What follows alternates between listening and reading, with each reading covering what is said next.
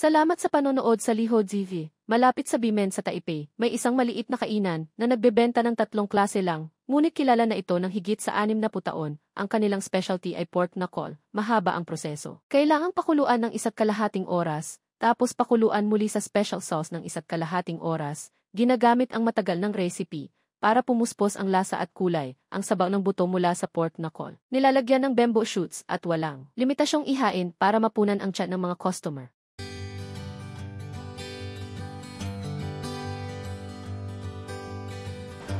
Kanin na may paa ng baboy sa ilaw, buong piraso ng karne ay kulay tanso, pati itlog ay lumusong sa sabaw. Matagal na itong sikat dahil sa galing sa pagluto ng karne.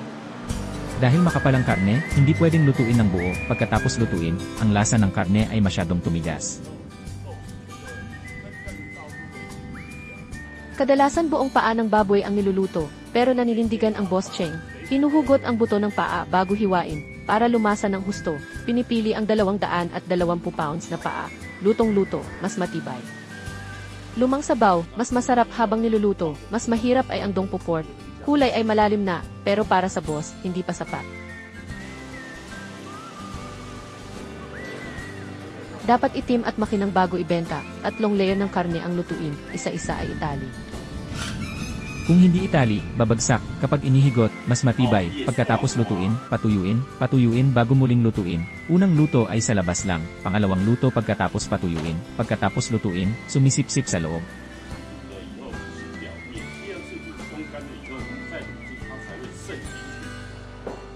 Bawat piraso ng dongpo pork halos 300 gramo. Lahat ng karne ay niluto ng 1 araw. Sabaw ng buto at labanos libre.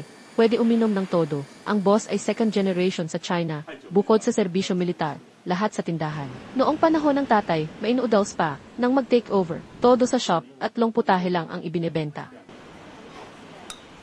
Tainan milkfish na may taba sa loob, hindi tulad ng paa ng baboy na niluto matagal. 30 fish lang bawat batch, pagubos, itapon sabaw, ulitin, siguraduhin di sobrang maalat, gamit ang itim at puting beans bilang sauce. Sibuyas at pipino para dagdag tamis.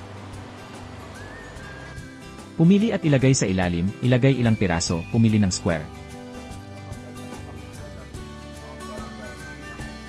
Anak ng 1,972, galing sa Telecom, alam ang hirap ng tatay, pinili rin bumalik sa bahay. Sabi nila, tagumpay ay gawin ng pinakamahusay. Noong una, Boss Cheng kinuha shop sa tatay, ngayon ipapasa sa anak. 3 henerasyon, panatilihin ang lasa ng pamilya. Gusto mo ba ang content namin? Mag-subscribe at i-follow na ang Liho TV.